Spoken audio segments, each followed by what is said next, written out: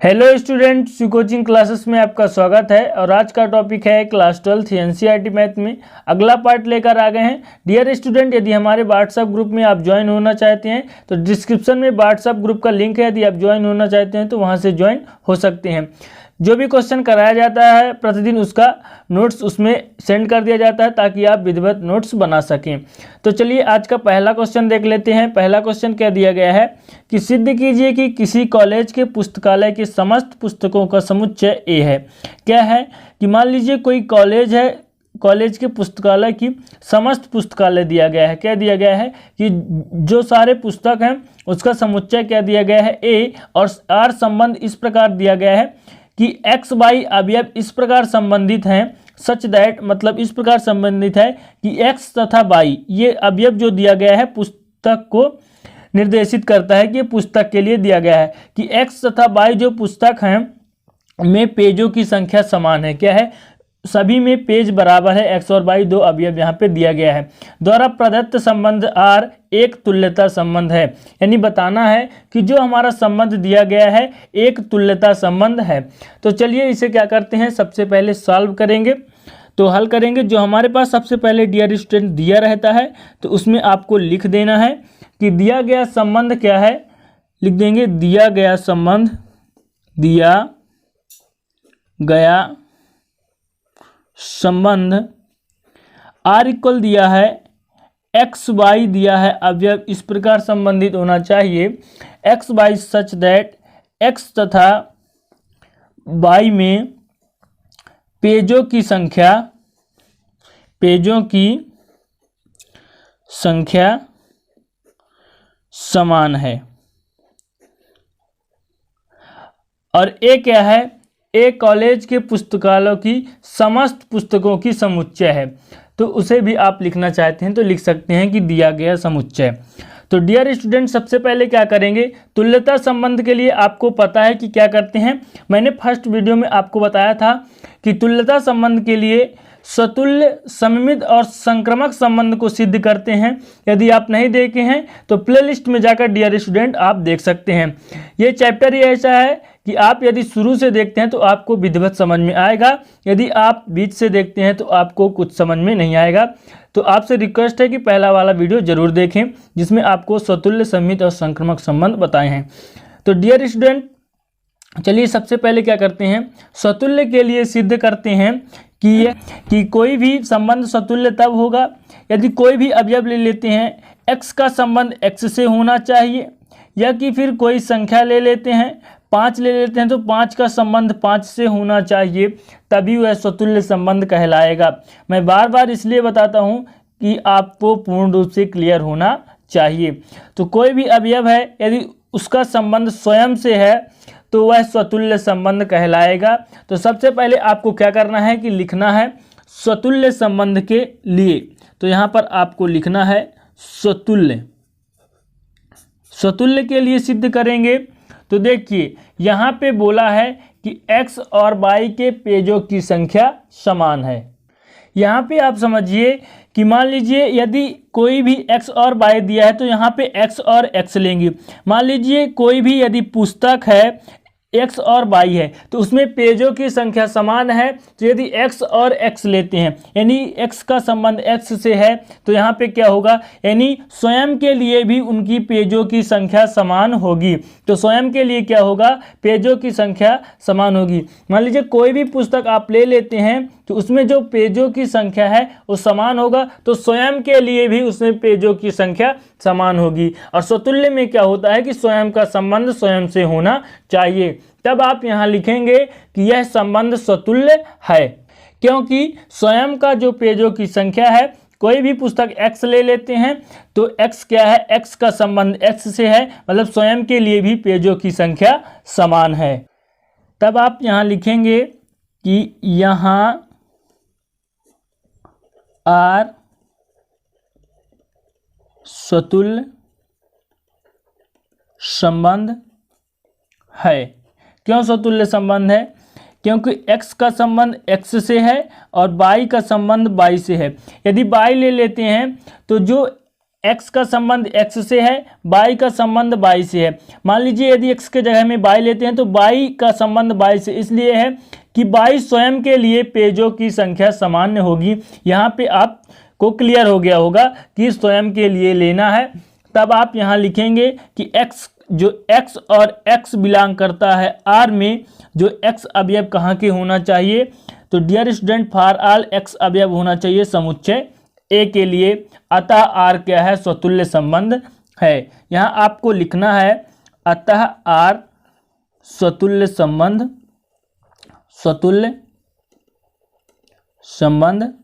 है। अब देखेंगे सममित के लिए। सममित कब होगा कि यदि x का संबंध y से है तब y का संबंध भी x से होना चाहिए। x का संबंध y से और y का संबंध x से, तब सममित संबंध कहलाता है। किंतु यहाँ पे आपको क्वेश्चन में ही दिया गया है कि x और y के जो पेजों की संख्या है समान है। तो डियर स्टूडेंट यहाँ पे ये समझिए कि यदि x के पेजों की संख्या y के बराबर है तो y के पेजों की संख्या भी x के बराबर होगा। क्या होगा कि यदि x के पेजों की संख्या y के बराबर है तो y के पेजों की संख्या भी x के बराबर होगा। क्यों? क्योंकि यदि x और y के बराबर है तो y का x के बराबर होगा। इसलिए यहाँ पे जो ये संबंध है सममित संबंध कहलाएगा।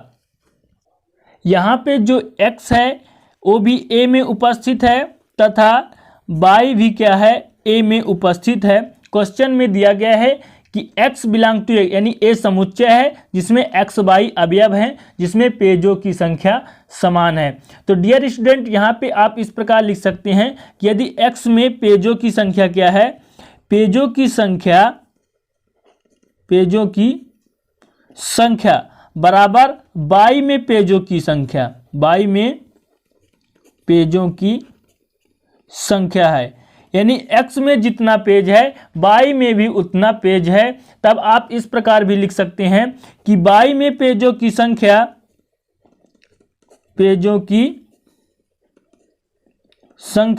बराबर x में पेजों की संख्या। यानी यदि x में क्या है, x में जितना पेज है y में भी उतना पेज है, तो आप इस प्रकार भी लिख सकते हैं कि y में पेजों की संख्या बराबर x में पेजों की संख्या। क्योंकि x में जितने पेज होंगे उतने y में होंगे, तब y में जितने पेज होंगे उतने x में भी पेज होंगे।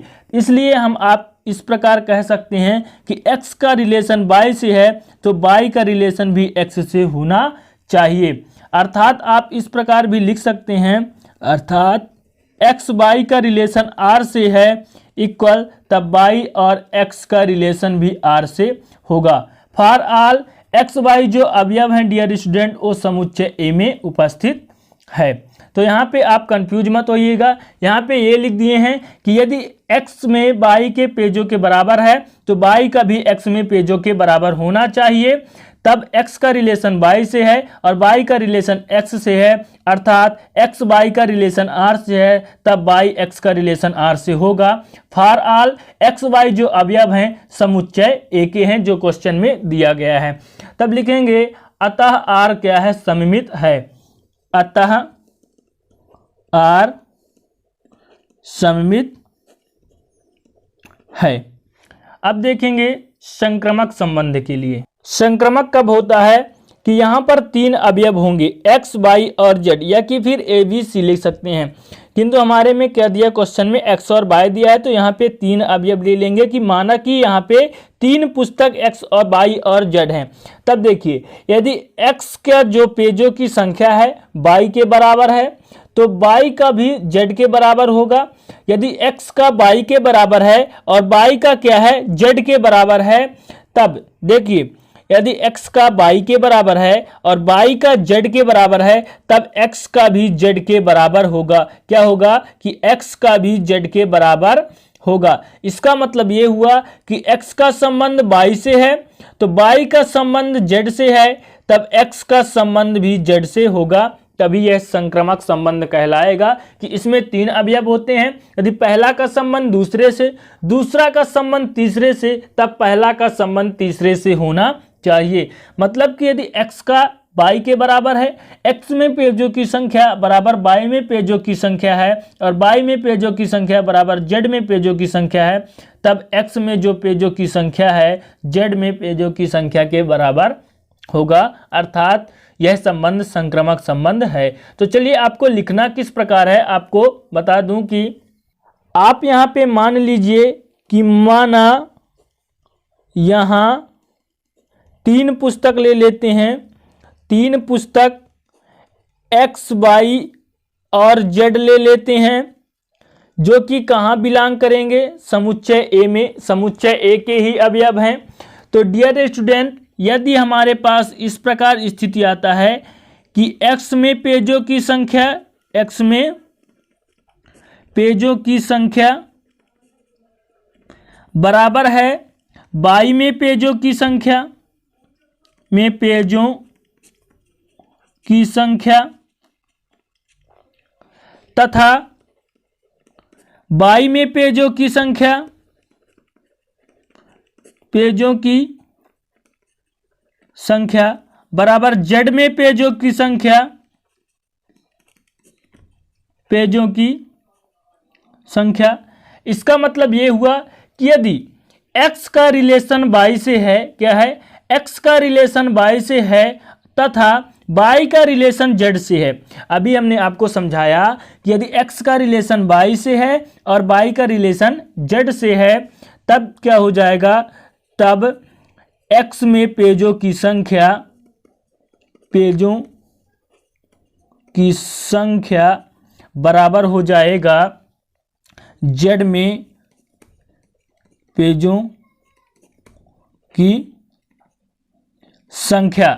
इसका मतलब ये हुआ कि यदि x का संबंध y से है तथा y का संबंध z से है, तब क्या होगा कि x का संबंध भी z से होगा।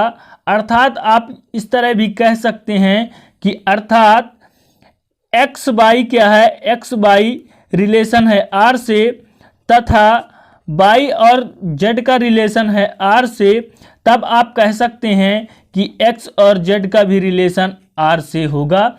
जो for all x y z जो अवयव हैं समुच्चय A में उपस्थित है, बिलोंग टू A लिख देंगे। अतः r संक्रामक संबंध है, तब लिखेंगे अतः r संक्रामक संबंध है। क्वेश्चन में पूछा था कि तुल्यता संबंध सिद्ध करना है, तो आप लिखेंगे यहाँ पे कि दिया गया संबंध क्या है, दिया गया संबंध स्वतुल्य, सममित तथा संक्रामक संबंध है, अतः तुल्यता संबंध है। इस प्रकार ये क्वेश्चन कंप्लीट। अब देख लेते हैं अगला क्वेश्चन। अब अगला क्वेश्चन देखिए, दूसरा क्वेश्चन है हमारा कि सिद्ध कीजिए कि समुच्चय A में x belong to z। z का यहाँ मतलब ये होगा पूर्णांक संख्या।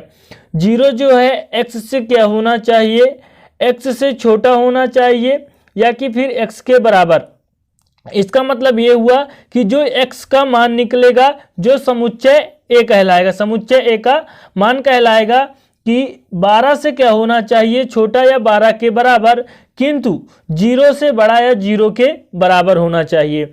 इसे इस प्रकार भी बोल सकते हैं या कि फिर इस प्रकार बोल सकते हैं कि x का मान जो होना चाहिए 0 से बड़ा और ये 12 से छोटा, 0 के बराबर या 0 से बड़ा किंतु 12 के बराबर या 12 से छोटा होगा। दिए गए निम्नलिखित संबंधों में R में से प्रत्येक एक तुल्यता संबंध है, जिसमें से 2 क्वेश्चन दिया गया है, पहला और दूसरा। इसे अलग अलग हल करेंगे। सबसे पहले इसे करेंगे जो दिया गया संबंध है R बराबर ए बी अवयव इस प्रकार व्यवस्थित हैं कि माड a माइनस बी का जो मान आएगा 4 का एक गुणक है। क्या है कि a माइनस माड a माइनस बी 4 का एक गुणक है। इसे देखना है कि तुल्यता संबंध है। तो आपको पता है तुल्यता संबंध ज्ञात करने के लिए क्या करते हैं, तीन संबंध ज्ञात करते हैं। सबसे पहला स्वतुल्य, दूसरा सममित और तीसरा संक्रामक। यदि तीनों संबंध हैं तो वह तुल्यता संबंध कहलाएगा। सबसे पहले क्या करते हैं, सबसे पहले जो हमारा पहला क्वेश्चन दिया गया है उसे हल करते हैं। तो दिया गया संबंध क्या है, सबसे पहला लिखेंगे दिया गया संबंध R equal AB such that mod A minus B 4 का एक गुणज है। क्या है, गुणज है। और जो हमारा समुच्चय दिया गया है, समुच्चय क्या दिया गया है, A equal x belong to z such that 0 क्या होना चाहिए, x का मान 0 से बड़ा या 0 से बराबर 0 के, या कि फिर 12 से छोटा या 12 के बराबर होना चाहिए। तब इसका वैल्यू निकालेंगे तो क्या हो जाएगा, x का मान हो जाएगा 0 के बराबर तो 0 लेंगे, फिर इसके बाद 12 से छोटा 1 2 3 4 5 6 7 8 9 10 11 12 इतने अंक होंगे जो कि पूर्णांक संख्या के होने चाहिए। जो हमारा समुच्चय दिया गया था उसे निकाल लिए हैं कि x का मान किस प्रकार होना चाहिए, कि x का मान 0 से बड़ा किंतु 0 के बराबर, इसलिए 0 लिए हैं, और 12 से छोटा और 12 के बराबर तो 12 भी ले लिए हैं क्योंकि 12 के बराबर होना चाहिए, और 12 से छोटा और 0 से बड़ा। तो इस प्रकार इसे व्यवस्थित कर लेना है। सबसे पहले स्वतुल्य के लिए सिद्ध करेंगे क्योंकि इसमें पूछा है तुल्यता संबंध सिद्ध करना है। तो स्वतुल्य के लिए आपको पता है, जैसे आपको मैंने पहले क्वेश्चन में बताया कि यदि कोई अवयव एक इस प्रकार होना चाहिए कि यदि ए लेते हैं तो ए का संबंध ए से होना चाहिए, यदि बी लेते हैं तो बी का संबंध बी से होना चाहिए, यदि सी लेते हैं सी का संबंध सी से होना चाहिए, यदि सी अवयव लेते हैं, यानी कोई भी अवयव ले लीजिए उसका संबंध स्वयं से होना चाहिए। तो इसमें स्वतुल्य के लिए जो हमारा संबंध दिया गया है कि R इक्वल ए बी इस प्रकार व्यवस्थित होना चाहिए कि मॉड A माइनस बी करें तो वह 4 का एक गुणज होना चाहिए। गुणज का मतलब कि 4 का गुणनखंड होना चाहिए। स्वतुल्य के लिए क्या करेंगे कि मान लीजिए कि यहाँ पर लिख लेते हैं, माना जो x अवयव ले लेते हैं जो कि A में उपस्थित होना चाहिए A समुच्चय में। तो हमारा संबंध दिया गया है R इक्वल क्या दिया गया है कि A माइनस बी 4 का क्या होना चाहिए, एक गुणज होना चाहिए, मतलब कि 4 का एक गुणज है। तब x का संबंध यदि x से होगा तभी तो वह स्वतुल्य संबंध कहलाएगा। तब अब यहाँ पे क्या करेंगे कि हम x अवयव ले लेते हैं जो कि A में उपस्थित है। तो x का संबंध x से, मतलब x को x से क्या करेंगे, माइनस करेंगे। तब इसका जो मान आएगा डियर स्टूडेंट, तो ये भी क्या होगा, 4 का एक गुणज होगा। यानी क्या आएगा, तो 0 आएगा जो कि 4 का एक गुणज है। यदि इसको माइनस करेंगे तो x माइनस एक्स क्या आ जाएगा, x माइनस एक्स 0 आ जाएगा। 0 को यदि हम मॉड के बाहर ले लेते हैं, यदि मॉड में x माइनस एक्स है तो क्या आ जाएगा, 0 आ जाएगा। मॉड में यदि इसको बाहर करते हैं तो ये भी 0 आ जाएगा, जो कि 4 का क्या है, एक गुणज है। गुणज का मतलब कि गुणनखंड, गुणज है। तो यहाँ पे क्या हो जाएगा कि जो x है यहाँ पे स्वतुल्य संबंध है, तो लिखेंगे अर्थात x का संबंध x से है, जो dear student for all x अवयव है A में उपस्थित है। ये तो हमने शुरू में ही मान लिया था। तब लिखेंगे अतः R स्वतुल्य संबंध है, अतः R स्वतुल्य संबंध है। अब अगला देखेंगे सममित के लिए। अब अगला है सममित। सममित के लिए क्या करते हैं कि यदि कोई हमारे पास दो अवयव है, यदि पहले का संबंध दूसरे से है, पहले का संबंध दूसरे से है, तब दूसरे का संबंध पहले से होना चाहिए, तब सममित संबंध कहलाता है। इसका मतलब ये हुआ कि यदि कोई दो चर राशि अवयव लेते हैं तो x का संबंध यदि y से है तब y का संबंध x से होना चाहिए। तो यहाँ पे क्या दिया गया है, जो हमारा संबंध दिया गया है रिलेशन कि मॉड a माइनस बी 4 का क्या होना चाहिए, एक गुणक होना चाहिए। तो सममित के लिए यहाँ पर क्या करते हैं कि पुनः मान लेते हैं कि माना जो x y अवयव माना कि मान लेते हैं जो a में क्या है उपस्थित है, माना मान लेते हैं। तो मान लीजिए यदि x y के लिए यहाँ पे करते हैं, सबसे पहले x y belong to r के लिए देखते हैं कि यह 4 का एक गुणज है कि नहीं। तो देखिए x माइनस y करेंगे तो क्या हो जाएगा, यदि 4 का एक गुणज है, क्या है गुणज है, तब हम देखेंगे कि y x belong to r भी क्या होगा 4 का एक गुणज होगा, क्योंकि मैं आपको बता रहा हूं अभी y माइनस एक्स करेंगे क्या होगा 4 का एक गुणज है। देखिए कैसे, हमारे पास समुच्चय कितना दिया गया है 0 से लेकर 12 तक, ठीक है। x माइनस वाई, यदि हमारे पास x माइनस वाई है, x माइनस वाई है तब दो अवयव इस प्रकार ले लेते हैं कि यदि x माइनस वाई करते हैं यानी x का रिलेशन y से करते हैं, दो अवयव मान लीजिए यहाँ पे आप ले लीजिए, एक ले लेते हैं 8 और 4। तो यदि x का मान 8 ले लेते हैं, b का मान 4, तो आप करिए 8 माइनस 4, इसको यदि घटाएंगे तो ये आ जाएगा मॉड 4 और इसे हल करेंगे तो ये आ जाएगा 4, जो कि 4 का एक गुणज, यानी सभी संख्याएं स्वयं के लिए गुणज होती ही हैं, यानी स्वयं का गुणनखंड कहलाएगा। यदि बाय रिलेशन x करते हैं, क्या करते हैं बाय रिलेशन x, उसका विपरीत, तो 4 माइनस 8 करेंगे, जब इसको घटाएंगे तो ये -4 आ जाएगा। किंतु यहाँ पे आप ये देखिए, यदि किसी संख्या को मॉड के अंदर लिखते हैं, या तो धनात्मक में हो या तो ऋणात्मक में, यदि वह मॉड के बाहर आता है तो धनात्मक में ही हो जाता है, चाहे वह प्लस में हो या चाहे माइनस में। तो यहाँ पे क्या हो जाएगा +4, जो कि क्या है 4 का एक गुणज है। यहाँ से सिद्ध हो गया कि x रिलेशन y, तब y का रिलेशन भी x से है। मॉड x माइनस y करते हैं फिर भी 4 का एक गुणज है, और y माइनस x करते हैं फिर भी 4 का एक गुणज है। आपको क्लियर हो गया होगा। तब हम यहाँ पे लिखेंगे कि डियर स्टूडेंट x का रिलेशन y से है, तब y का रिलेशन किससे है, x से है। अर्थात यहाँ पे हो जाएगा कि x y relation r equal तब y x relation to r for all x y के जो अवयव हैं समुच्चय A में उपस्थित है। अतः आप लिख सकते हैं कि अतः R सममित संबंध है, अतः R सममित संबंध है। अब देखेंगे संक्रामक संबंध के लिए। संक्रामक में क्या होता है, कई बार बता चुके हैं कि इसमें 3 अवयव होता है। x का संबंध यदि y से है, x का संबंध यदि y से है, तब y का संबंध किससे है, z से है, तो x का संबंध भी z से होना चाहिए, तब ये क्या कहलाएगा, संक्रामक संबंध कहलाएगा।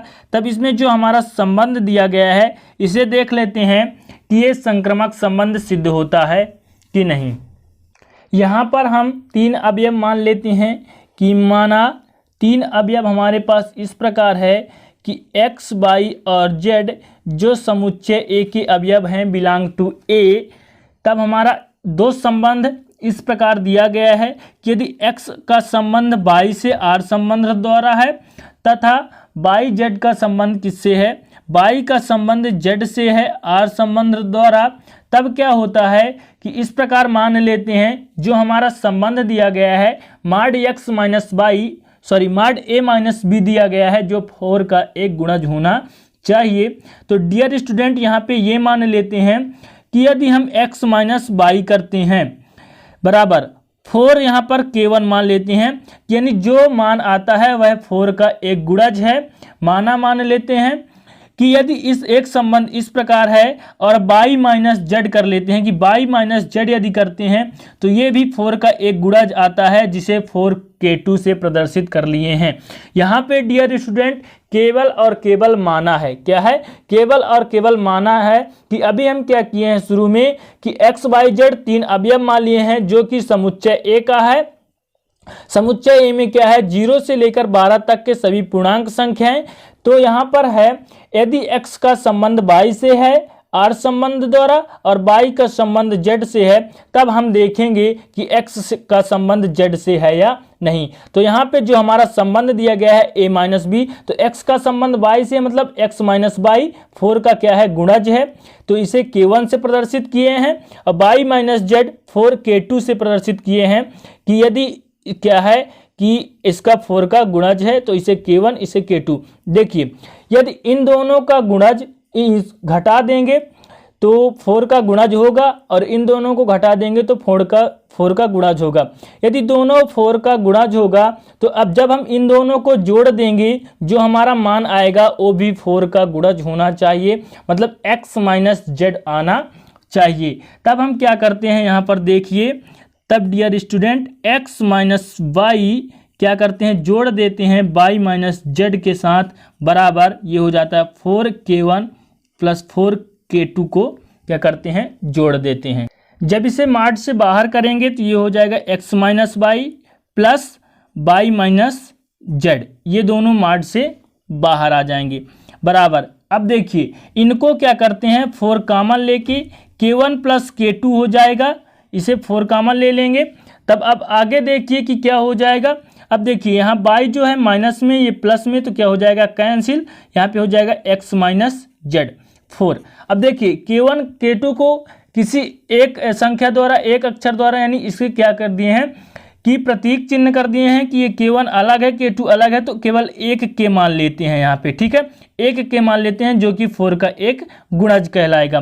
तो डियर स्टूडेंट यहाँ पे देखिए कि यहाँ पे हम माड लगा सकते हैं, क्योंकि माड से बाहर करेंगे तो x माइनस जेड ही आएगा। अब देखिए माड x माइनस जेड आ गया, हम लेकर क्या चले थे कि x का संबंध y से है, मतलब x माइनस बाई, तब y माइनस जेड, तब हमारा आ गया कि x माइनस जेड, यानी x का संबंध y से है और y का संबंध z से है, तब हमारा यहाँ पे आ गया कि x का संबंध जो है z से है। तो यहाँ पे डियर स्टूडेंट सिद्ध हो गया कि R जो है संक्रामक संबंध है। आप लिखेंगे कि अर्थात x का संबंध y से है, y का संबंध z से है, तब x का संबंध z से होना चाहिए। यहाँ पे सिद्ध हो गया कि होगा। जो डियर स्टूडेंट फॉर ऑल हमने माना है कि x y z जो अवयव हैं समुच्चय A के हैं, अतः R क्या है, अतः R संक्रामक संबंध है, अतः R संक्रामक संबंध है। अब ये स्वतुल्य सममित और संक्रामक है, इसीलिए क्या है, ये तुल्यता संबंध भी होगा। आपको यहाँ लिखना है कि चूंकि दिया गया संबंध स्वतुल्य सममित तथा संक्रामक है, अतः R एक तुल्यता संबंध है। अब देख लेते हैं जो इसमें दूसरा क्वेश्चन दिया गया था, ये क्वेश्चन कंप्लीट हो गया। अब इसी में इसका दूसरा क्वेश्चन देख लेते हैं। पहला कंप्लीट हो गया कि a माड a माइनस बी 4 का एक गुणज है, हमने सिद्ध कर लिया कि यह एक तुल्यता संबंध है। अब दूसरा देखिए जिसमें से यही क्वेश्चन है कि सिद्ध कीजिए कि समुच्चय a x माइनस जेड इस प्रकार होना चाहिए कि x का मान 0 से बड़ा या 0 के बराबर किंतु 12 से छोटा या 12 के बराबर होना चाहिए। दिए गए निम्नलिखित संबंधों R में से प्रत्येक का एक तुल्यता संबंध ज्ञात कीजिए। तुल्यता संबंध है या नहीं सिद्ध करना था। तो पहला क्या हो गया, कंप्लीट। अब देखेंगे दूसरा कि R इस प्रकार संबंधित है a b such that a equal b, यानी जो इसमें संबंध है बराबर का है, ए बराबर बी है। तब हम यहाँ पर लिखेंगे ये दूसरा है हल दिया गया संबंध, जो हमारा दिया गया संबंध है उसे सबसे पहले लिख लेंगे। दिया गया संबंध R equal a b such that a equal b, यानी जो संबंध है बराबर का होना चाहिए। और हमारा समुच्चय दिया गया है x belong to z such that 0 x क्या होना चाहिए, x का मान 0 से बड़ा या 0 के बराबर, किंतु 12 से छोटा या 12 के बराबर। तब इसका मान निकल कर आ जाएगा कि 0 के बराबर है, इसलिए 0 भी लेंगे। 1 2 3 4 5 6 7 8 9 10 11 और 12, इस प्रकार मान निकल कर आ जाएगा। 11 के बाद ये हो जाएगा 12, इस प्रकार इतना मान निकल कर आ जाएगा। 12 इसलिए लिए हैं क्योंकि यहाँ पे दिया गया है कि 12 से छोटा किंतु 12 के बराबर होना चाहिए।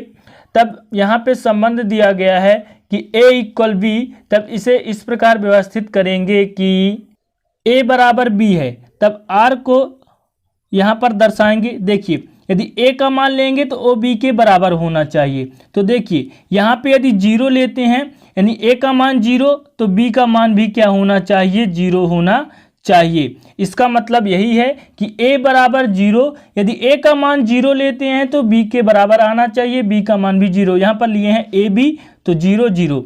यदि यहाँ पे 1 दिया है और कहाँ से लेना है ये वैल्यू, तो जो हमारा समुच्चय दिया गया है 0 और 12 के बीच में। तो देखिए यदि 1 लेते हैं a का मान तो इसके बराबर ही आना चाहिए, b का मान 1 आना चाहिए। यदि 2 लेते हैं तो b का मान भी 2 आना चाहिए। ठीक उसी प्रकार यदि 3 लेते हैं तो इसका मान भी 3 आना चाहिए। इस प्रकार आप व्यवस्थित कर लेंगे कहाँ तक, यदि 12 लेते हैं तो इसका मान भी 12 आना चाहिए, ये 12 तक जाएगा। तो इस प्रकार व्यवस्थित कर लेंगे। अब देखिए जो हमारा 1 0 1 2 3 कहाँ का अवयव है, यहाँ पर लिखेंगे कि 0 1 2 3 कहाँ तक गया है, 12 तक गया है, बिलोंग टू ए, यानी जो हमारा अवयव है ये कहाँ का है, समुच्चय ए का अवयव है, इसे आपको बताना पड़ेगा। तब क्या हो जाएगा कि इस प्रकार व्यवस्थित है। तब जो हमारा आर व्यवस्थित है, क्या व्यवस्थित है कि 0 0 1 1 2 2 3 3 कहाँ तक जाएगा, तो 12 तक जाएगा, 12 12 बिलोंग टू आर, यानी आर द्वारा संबंधित है। जो हमारा संबंध आर में दिया गया है, इसको लिखने का ये मतलब हुआ कि जो 0 से लेकर 12 तक अवयव हैं वो समुच्चय ए के हैं, और जो 0 से 0 का संबंध, 1 का 1 से संबंध, 2 का 2 से संबंध, तो इसका मतलब ये हुआ कि जो संबंध है वो समुच्चय ए के हैं और आर संबंध द्वारा संबंधित है। जो हमारा संबंध आर क्वेश्चन में दिया गया था कि ए का जो मान होगा वही मान बी का होगा। तब इसमें आपको दिखाना है कि ये तुल्यता संबंध है। तो चलिए इसे सॉल्व करते हैं कि आर एक तुल्यता संबंध है। तुल्यता संबंध ज्ञात करने के लिए 3 संबंध देखेंगे। सबसे पहले स्वतुल्य, फिर सममित, फिर संक्रामक। तो सबसे पहले क्या देख लेते हैं, स्वतुल्य संबंध के लिए। अब देखिए यहाँ पे जो संबंध है हमने ऊपर ही बता दिया कि 0 का संबंध 0 से है, a बराबर b दिया गया है इसलिए।